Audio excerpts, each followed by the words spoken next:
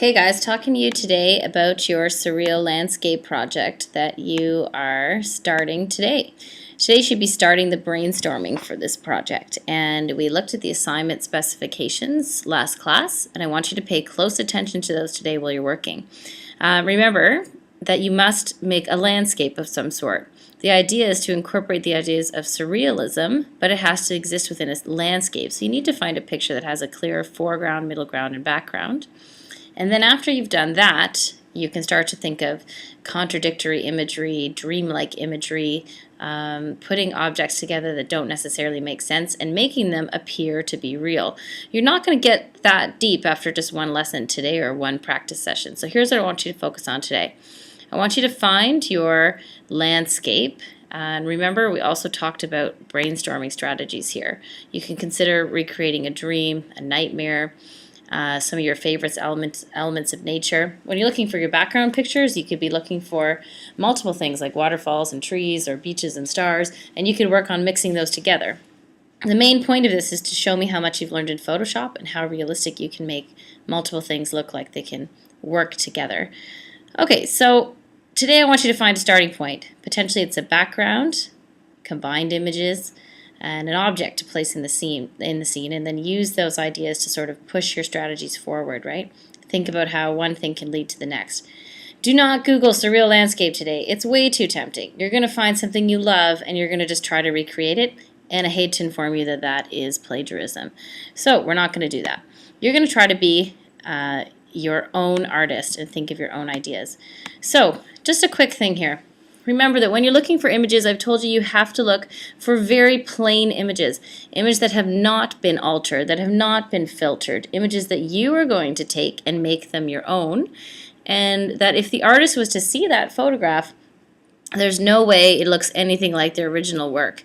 So if we're looking through these images here, some that I think are acceptable, probably this one's acceptable. These are all taken by highly skilled photographers who are likely paid to do their work.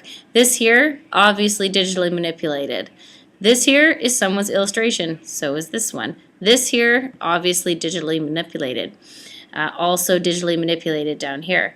So you may want to be a bit creative about how you actually Google for things. When you Google landscape, you're going to find a lot of things that people have, professional photographers have taken, digital artists have recreated, like that's obviously a digital art piece, so is this. Just don't use that. Try to find something that's really normal and everyday, and then turn it into your own and interesting thing. Earlier, I Googled up some pictures and I found a wildflower field like this, some flowers in a field. So I opened up this image, and what I want you to do is play around with how to morph things together.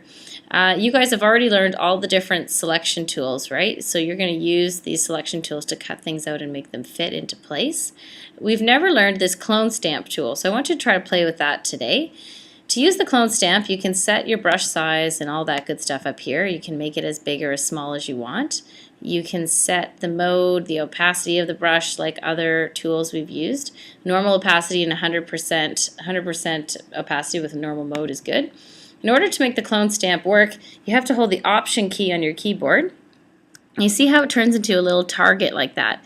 What that's essentially telling you is that this is the area that we're sampling. What the clone stamp does is it clones pixels. It copies pixels from one area and allows you to paint with those pixels in another area.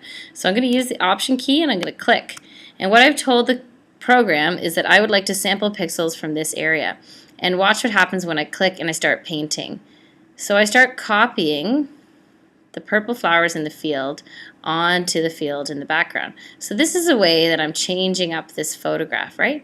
Notice how when I'm clicking, notice the little X, the little cross that's down at the bottom, just about a centimeter below. That's the sample point. That's where it's feeding from. So if I need to move it, like here, maybe I want to add some fence posts, I need to re-click. So I did Option click again, and now I can add some more fence posts off into the distance here. And every time I need to move it again because it's running out of things, then I have to click Option and move it and apply them down here. Okay? And then you can go in and fix those up in there. So what I want you to play around with today is working on making your background image your own. Play around with filters, make things look dramatic and different. So let's see what we can do here. Well, let's see what this does. That's kind of interesting. It looks a bit like a painting. Fresco is way too dark. And remember that when you can get in, that looks kind of cool. Makes it look like a cartoon or something here. So you could play around with that idea. Right, so filter it and make it look different too. Okay, and then you can start adding more images into this image. Very important to this project as well is that you're keeping a brainstorming page. So today, when you're finding images that you like, I want you to open a Word document, which you do have in your Mac computer. Open up a new Word document, and as you find pictures that you intend to use in your work, you need to paste them into an information file. So let's call this student name info file. And all I want you to do in here is paste in the pictures that you found. So remember what I called lupins. Great.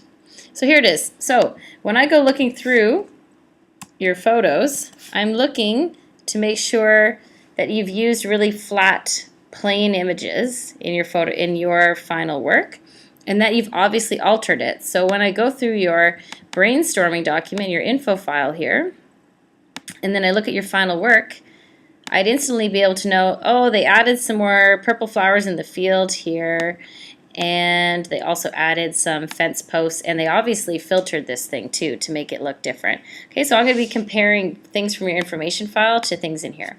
So for today's class, what I'd like you to do is work on brainstorming. As you're brainstorming, add them into your Word document and bring those items into Photoshop. Start to play around with the clone stamp to get a sense of what it does. Play around with your selection tools to combine different images together and start to build your main idea for this. Most importantly, when I come back tomorrow and I see you guys, I'd like to see that you have an idea and a plan in mind. Okay, good luck.